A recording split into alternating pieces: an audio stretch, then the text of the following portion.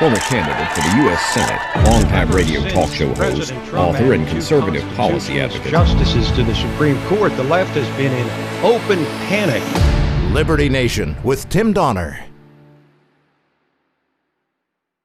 As the nation looks for a way out of a cycle of despair, the left offers up solutions once unthinkable, but now on the table. Welcome back into Liberty Nation Radio, a production of LibertyNation.com and heard from coast to coast on the Radio America Network. Defunding the police. Never thought it could happen? Well, think again. We'll discuss and analyze the growing movement among left-wing progressives to terminate or radically alter police departments across the nation. LibertyNation.com political columnist, the outspoken Joe Schaeffer, joins us to analyze how all the upheaval in the land has affected a presidential election now less than 5 months away. Plus, LibertyNation.com legal affairs editor Scott Cosenza joins us to examine present threats and promising developments regarding your individual liberty in Talkin' Liberty. Say what? Say what? Say what? One more time. We commence the proceedings with our signature segment, Say What?, where we roll out a virtual assembly line of wacky, astonishing, damnable, and ultimately revealing things uttered by politicians and the chattering class. As the aftershocks of a spate of mob violence settled into a nation shaken and stirred by first the pandemic, then the police execution of an unarmed citizen, and then the widespread protests in the nation's largest urban centers, often peaceful, all too often violent, we're now hearing calls for radical reform in police departments across the land. There's a growing movement sparked by Black Lives Matter to defund the cops. Now, lest you be confused by what this means, it's not just reducing funding, but ending it. The dictionary definition of defund is to prevent from continuing to receive funds. We'll go into depth about what that would mean a bit later on in the show, but the radicals are now energized, out in force, feeling the burn, feeling like this is their moment. But in the midst of the chaos came an appearance by George Floyd's brother, Philonise Floyd, appearing before Congress. He decried the execution of his brother and systemic racism, but seemed to capture the way many of the legitimate black protesters seemed to be feeling, with one excruciating question which burned the conscience. George wasn't hurting anyone that day. He didn't deserve to die over $20. I'm asking you, is that what a black man is worth? $20? Indeed, George Floyd was executed after allegedly passing a counterfeit $20 bill. But with the mob still threatening to explode again at any time at almost anything Donald Trump does or says, the Trump haters on the right and their enablers in the media have been all aglow about the opportunistic sour grapes comments of Trump's former Secretary of Defense, James Mattis, which were then echoed by Trump's former Chief of Staff, John Kelly, making a big show of attacking Trump's famous photo op in front of that church across from the White House, which was set on fire by protesters. So the likes of Jake Tapper on CNN did what he usually does, invited on another anti-Trump Republican, Colin Powell, and asked him a question which twisted the words of the president. Let's start right now with the extraordinary comments this week from several top former military officials, including former Secretary and General Jim Mattis, condemning President Trump's actions against protesters, his desire to have 10,000 active U.S. military in the streets of this nation. Trump's desire to have 10,000 active military on the streets of this nation. That's a complete lie. What Trump actually said was that he would do it only if the mayors and the governors and the National Guard all failed to restore order. But Tapper and his Trump-hating puppets for the left make a living off corrupting the words and actions of Trump, in this case making him sound like a violent dictator for demanding an end to anarchy in the streets. But the generals who've been hanging around politicians in Washington for most of their lives, like John Allen and the sainted Colin Powell, doubled down on the Mattis attack. I never believed that the Constitution was under threat until recently, and I have concerns about that. We should all be very attentive right now to how the rule of law is being administered in this country. I'm so proud of what these generals and admirals have done and others have done. But you know, I didn't write a letter because I made my point with respect to Trump's performance some 4 years ago when he was running for office. And when I heard some of the things he was saying, it made it clear that I could not possibly vote for this individual. And so Colin Powell, Republican, in name only, of course, voted for Hillary Clinton and before that Obama twice, and yet the media treats his rejection of Trump like it's something new and alarming. So here's the question for these armchair generals. What exactly has Trump done on the world stage and with the military that so offends them? Was it the defeat of ISIS? Was it talking to the North Korean dictator? Was it demanding NATO members finally pay their fair share? Was it taking on China, which no other president would do? No, none of that matters. Only that the President of the United States threatened to use the military as a last resort if blood continued to flow in the streets. This is what Trump has been up against from the moment he arrived, promising to drain the swamp known as Washington, D.C. But through the fog of war that it seems like we're in right now, an investigation which was ready to come front and center before the pandemic is now back on the radar. Attorney General Bill Barr went on Fox News this week and implied that his investigation into Operation Crossfire Hurricane, the surveillance of the 2016 Trump campaign by the Obama Justice Department, is picking up steam. And he says that's very understandable.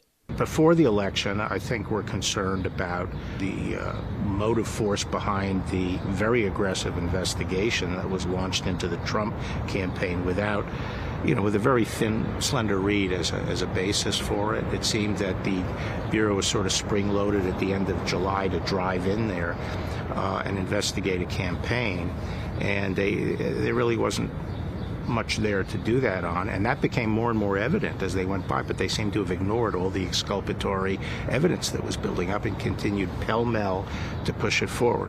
That was before the election, but Barr says what happened following Trump's victory is just as troubling.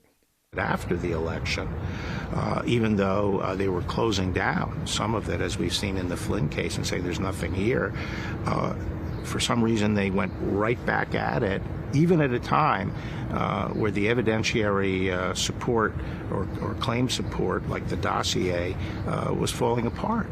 And it's very hard to understand why they continued to push and even make public in testimony that they had an investigation going when it was becoming painfully obvious, or should have been obvious to anyone, that there was nothing there. Nothing there. A big nothing burger.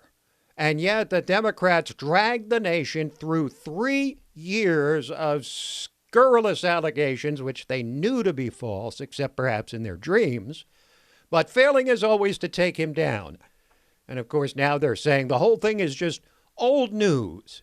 And of course, the elite media is, as always, in full lockstep. We close with a classic sign of the times. It came when angry left-wing legal commentator Areva Martin appeared on the radio show of conservative David Webb discussing, what else? White privilege. That's a whole nother long conversation about white privilege and things that you have the privilege of doing that people of color don't have the privilege of. How do I have the privilege of white privilege? David, by virtue of being a white male, you have white privilege. Areva, I hate to break it to you, but you should have been better prepped. I'm black. Was there a hole for her to climb into? Want to get away? I hate when those pesky facts get in the way of a terrific narrative. We'll take a quick break and then come back to discuss how the left has made life good for the worst among us. Liberty Nation with Tim Donner. Maybe for the criminals, this feels like it did for Henry Fonda when he finally won an Oscar after 43 years of excellence on the big screen. Or like Red Sox fans after double that time, 86 years, when the curse of the Bambino was finally lifted with a World Series title. Or more precisely, maybe it resembles how the residents of East Germany felt the night the Berlin Wall came crashing down after decades of humiliation and degradation under the jackboot of communism. Liberated, finally, with leftists far and wide seeming to break new ground every week with their radical proposals which would tear down long-standing institutions, this time in memory of George Floyd. They're now calling for the defunding, i.e. elimination, of police departments across the nation, starting with Minneapolis. And just listen to this exchange between Allison Camerata of CNN and the president of the Minneapolis City Council and leader of the movement to dismantle the police, Lisa Bender. Do you understand that the word dismantle or police free also makes some people nervous? For instance, what if in the middle of the night my home is broken into? Who do I call? Yes, I mean, I hear that loud and clear from a lot of my neighbors. And I know, and myself too, and I know that that comes from a place of privilege. Privilege. To be able to call the cops if a criminal breaks into your home is privilege. As if the poorest and maybe blackest among us won't become the most frequent victims in a police-free society. Have they even thought of that? Apparently not. That would take a second step of thinking. And so the criminal sector of our society is now preparing to receive a gift they never could have hoped for in their wildest dreams. And it's a gift that will keep on giving due to the striking generosity of the Democratic Party towards this key voting bloc. The left has done this while in typical one-step fashion, obviously not even considering the immediate disastrous consequences of their scorched earth proposals. But you can bet the criminals have, and no doubt they are liking what they see. Hey, criminals are people too. They have needs. They desire the best possible working conditions like the rest of us. Who wouldn't want a workplace free of the stress of oversight? But what to make of the protesters deemed virtuous by our betters at CNN, the New York Times, and the rest of the Trump-deranged media? They elevate Black Lives Matter to full legitimacy, empowering the type of unspeakably pathetic scene too many of us witnessed just last week. The intimidation of young, guilt-ridden snowflakes undoubtedly indoctrinated by an education system teaching them to despise their own heritage. Excuse me. Hey, excuse me. I work for Black Lives Matter. My CEO has told me to come out today and to bring you on your knees because you have white privilege. So if they see that a white person is getting on their knees, that shows solidarity for the situation. Could you just please apologize for your white privilege? I am. I'm trying to think of the right words to say because that's a big thing to say. It comes from, I'm incredibly sorry that. He's brought a lot of bigotry and you're not a part of it, right? No. Wow. Just wow.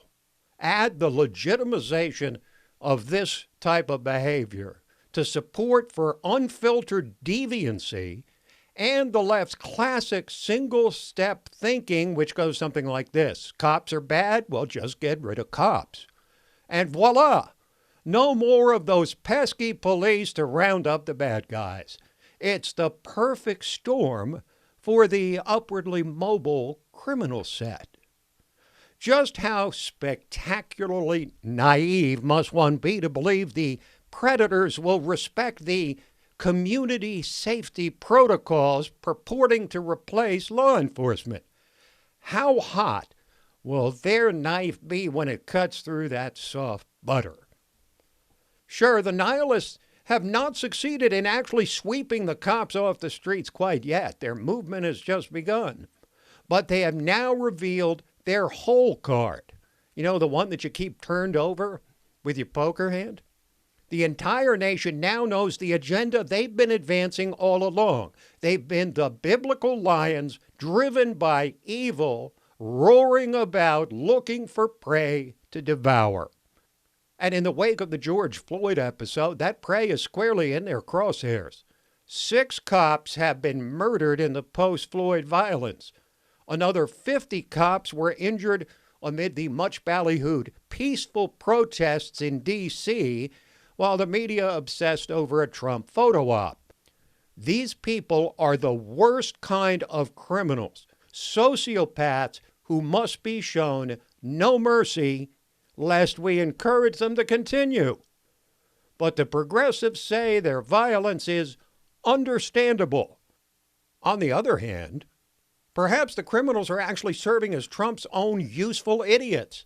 I mean, what better issue for Trump to contrast himself with Biden than the frightening disorder perpetrated by the very criminals Democrats seek to appease? Trump could hardly have produced a more effective wedge issue with an election dead ahead.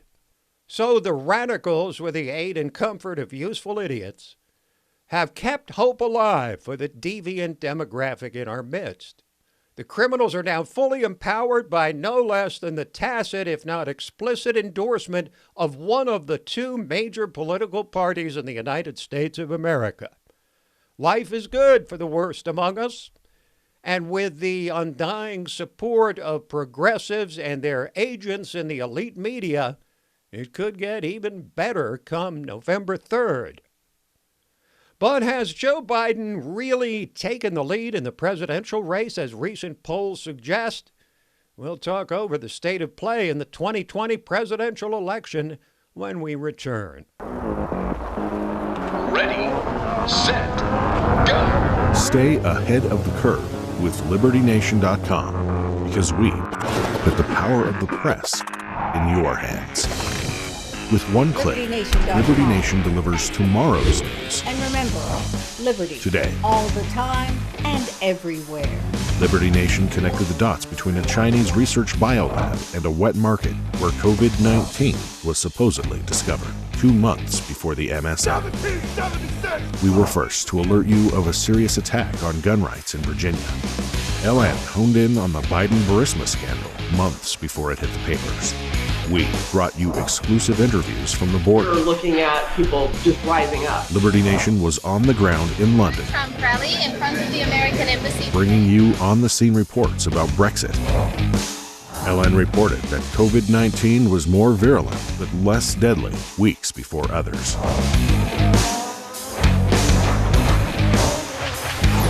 LibertyNation.com delivers tomorrow's news today with LNTV's Liberty Nation Radio, the Uprising and Rabbit Hole podcasts, and dozens of insightful original articles, and a new Roku channel. Stay ahead of the curve with LibertyNation.com and get tomorrow's news today.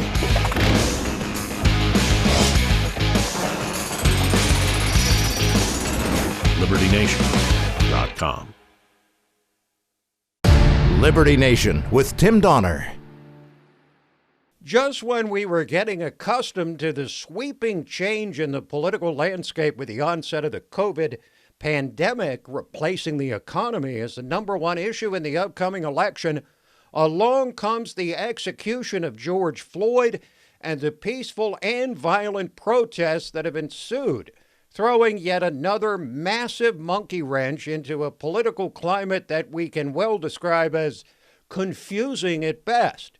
Here to help us cut through that confusion with the sharp knife he usually brings to our regular discussions here on LN Radio is the remarkably insightful and outspoken political columnist for LibertyNation.com, Joe Schaeffer. Welcome back, Joe.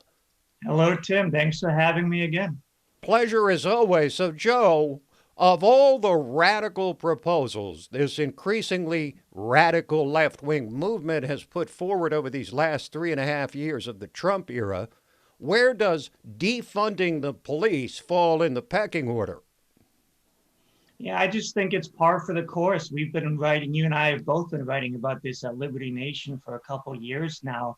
The Democrats as a party are driving headlong off a progressive cliff. Look at the presidential primary they had, those debates, those crazy talking points, raising their hands for free healthcare for illegals, transgender kids asking questions, climate change radicalism. This is what they want to do. Abolish the police? Sure, why not? They've been talking about this stuff for a couple years now, and they're just going headlong off that cliff. So this is just another, pedal to the metal, metal to the pedal, whatever moment, and they're heading for that cliff. Now, Joe, adding to what you said, throw in Russian collusion, the Barr investigation, impeachment, and all the craziness that you described in those debates. These were all big issues before the COVID and George Floyd happened. How significant do you think these things now become on Election Day?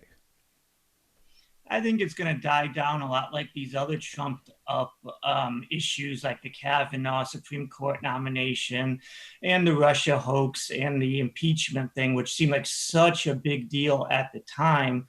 They're so overhyped that they disappear almost just as quickly, which is too bad in this case because, like you said, there is an actual genuine issue here.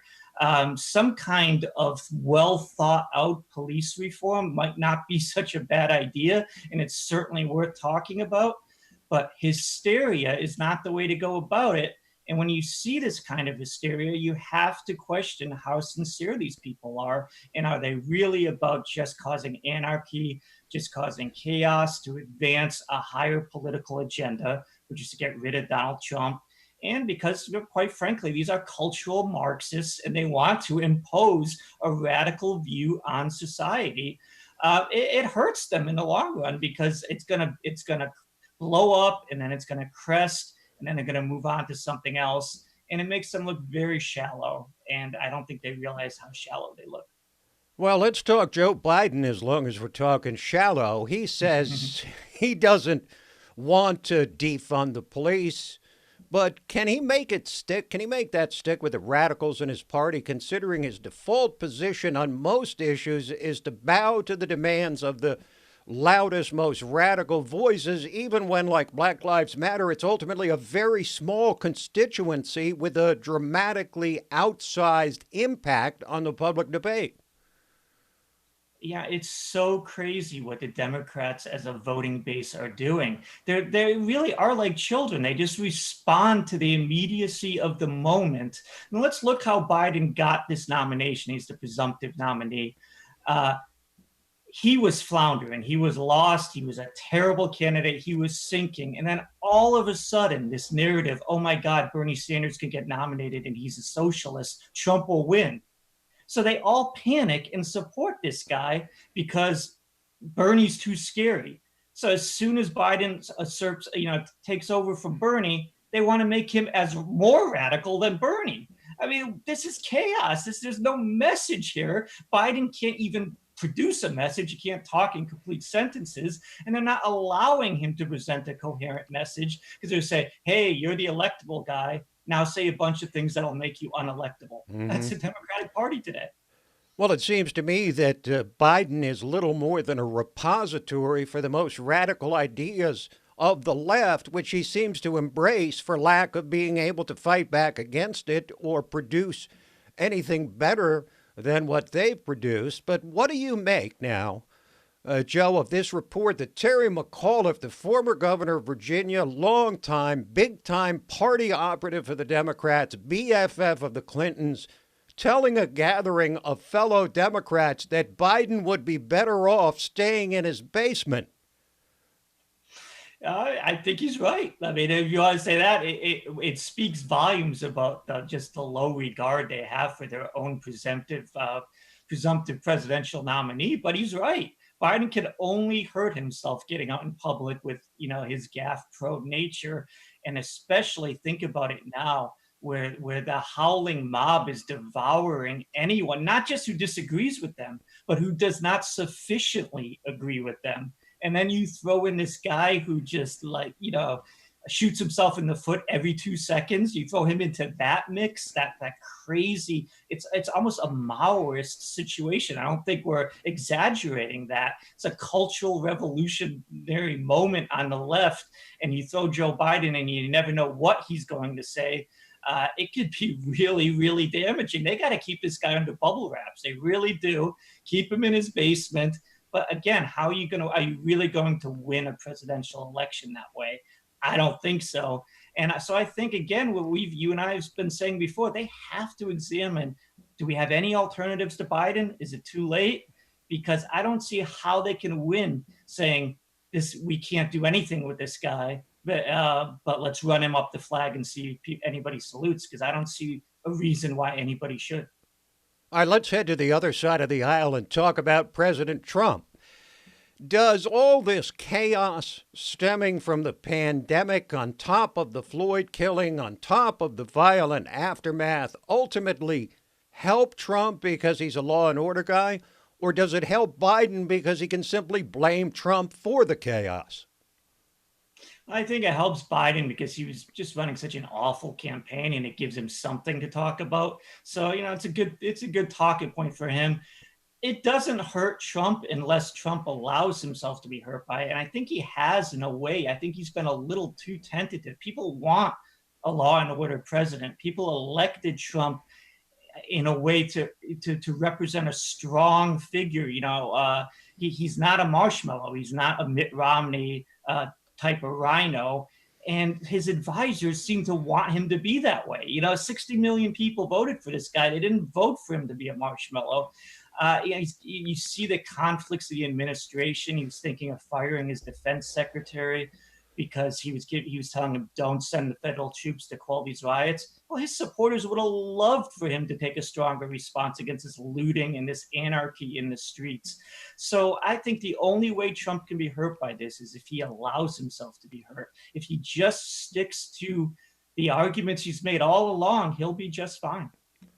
But Joe, do you wonder if, even if voters don't particularly care for Biden or find him a particularly appealing candidate, that enough of them are just sick enough of the constant scandal surrounding Trump that they just want him to go?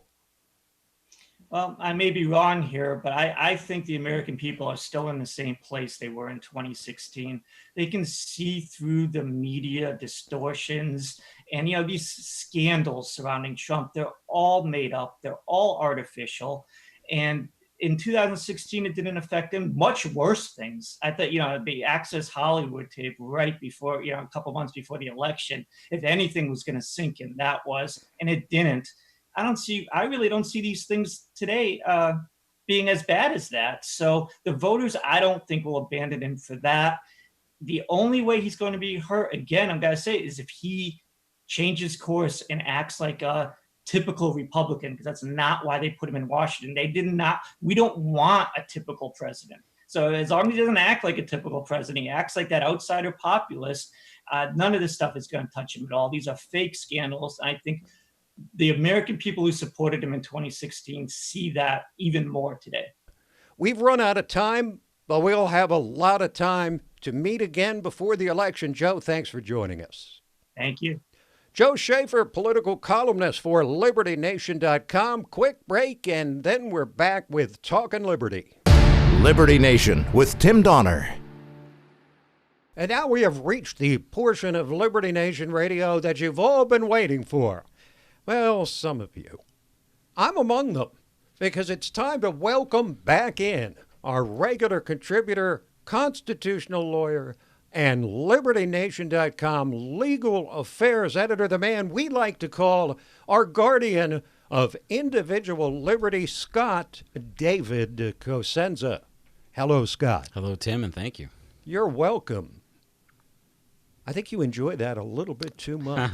Okay, now, Scott, the Democrats have introduced a police reform bill in the House. In its current form, it seems unlikely to pass. We'll talk about a couple of elements that Republicans and omnibus, Democrats omnibus a reform, i.e. spending bill in the House. But among the reforms that are in that bill is on something called qualified immunity.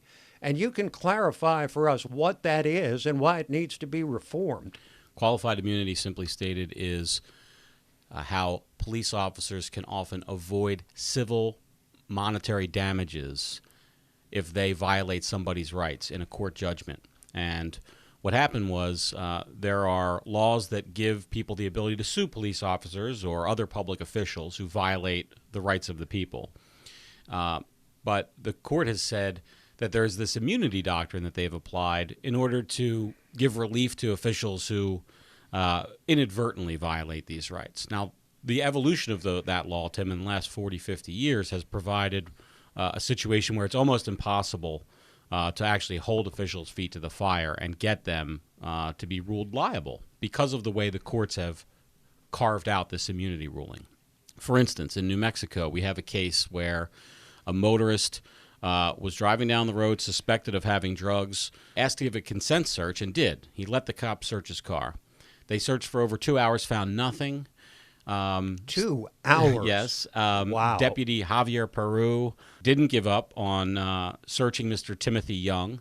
As you might imagine, it's not a white-black dynamic we have here. Right. It's a police-citizen dynamic. It's a blue citizen dynamic. That's exactly right. And so he carted Mr. Young off to the hospital and ordered a doctor to x-ray him. No drugs were found. And then got a search warrant and told the doctor that the search warrant included his person and ordered the doctor to digitally examine Mr. Young. No drugs were found. So this is a guy, you think about the kind of day that Mr. Young has had, right?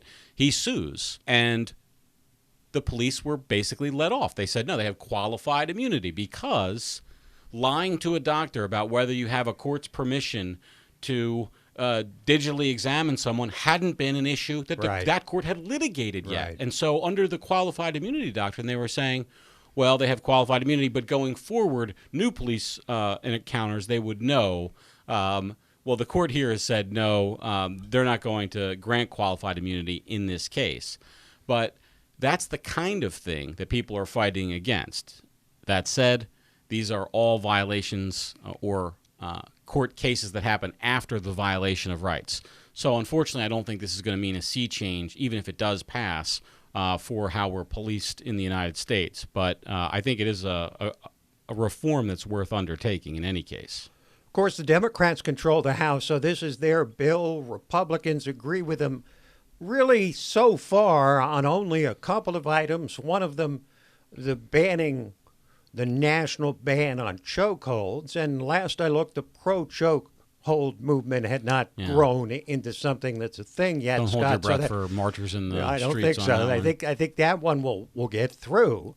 The other one is for a national registry on police misconduct so that when a report of police conduct is filed, it will be part of a national registry, so it will be presumably available to the general public or at least to law enforcement officials at the federal level, Justice Department. This is one of those things, Tim, where it has the capacity to really help and also the capacity to be a nothing burger, depending on how they do it. One of the things that police officers are known for doing is resigning in lieu of undergoing discipline. So they perform some action at Department A, and they get in trouble for it or think they're going to get in trouble for it. And while that case is being heard through the often Byzantine disciplinary processes that the union contracts allow for, they simply quit. And therefore, they can apply for a new police officer job the next day. And so if this type of registry can stop that kind of going on, then I think it has the potential to make some real differences. We do have a problem where those rotten apples are not being weeded out like they should. And more and careful scrutiny of the licensed police officers, I think, is a good thing. It wouldn't be bad, too, if the true whistleblower, there's another word that's been corrupted in the last couple of years, but the true police whistleblowers had a degree of protection that would allow them to come forward, because as we've talked about before, nobody knows a bad cop and can identify him better than a good cop. The problem is the culture surrounding it. Absolutely right. We had a case that came out, I think, Fort Pierce, Florida this week, where a number of police officers were fired. And it was the case of a white man who was hurling racial epithets at a black female police officer. Her partner, a white man, beat the other white man. So it was blue standing up for blue, right? But he did so, of course, in violation of that person's rights. You're not allowed to beat somebody because they're saying something to your partner that you don't like. And there were lots of cops in that room, and none of them did anything about it when it was happening. So, you know, Scott, we've been inundated with images of George Floyd and that 8 minutes and 46 seconds of video. People see a black man with a cop with his knee on his neck. You know what I see? I see a citizen with a cop with his knee on his neck. And that's why white people, broadly speaking, are just as outraged about that incident, because they don't see a black or white person. They see a citizen. Well, not only that, Tim, there are far more white people in this country than black people, and we need a fix with the police too. It's not okay if they just change things the way police deal with black people. Police need to respect the rights of all people. This whole Chauvin incident to me was more of a power assertion than anything else. Now, but the cause of those who've been defending the cops was not helped, Scott, when videos came out of cops slashing tires at protests in Minneapolis. I mean, I think the week has been full, Tim, of everybody giving plenty of bad examples for the worst fears that people have of them, police included. And this so the Minneapolis State Police just slashed dozens and dozens of cars' tires. And I don't mean one tire on a car, all 4 tires on the cars that they slashed. They said, in response to questions about why they did so, that they only did it to cars that they feared would be used as weapons because they had bricks or other things inside them. But then it was later learned that nationally known reporters' cars that were rent-a-cars that had nothing at all inside them, they all had these 4 tires slashed. There's plenty of video out them with the cops just slashing tires. And the victims of this thought it was the rioter Antifa types, as you might imagine. And then only later, days later, the video comes out that shows these cops doing it. And it's just, another black eye. This is what we're talking about, the culture surrounding police departments, not individual cops so much as a culture that would allow stuff like this to happen, which is not obviously as outrageous as taking the life of a man by kneeling on his neck, but it's another example of the culture that needs to be reined in. So I think everybody agrees there's going to be reforms. It's just a matter of to what degree and when. Well, thank you, Scott. Thank you. This program, Liberty Nation Radio and LibertyNation.com's own podcasts, The Uprising, hosted by Scott, and The Rabbit Hole, Politics and Prose with our own Mark Angelides, where past is prologue. All available on demand at LibertyNation.com, and so is our new Roku channel. Check it out. So that is it for this week, but we'll be back at you next week, same time, same station. Till then, this is Tim Donner saying stand up for liberty. We'll see you next time on Liberty Nation Radio.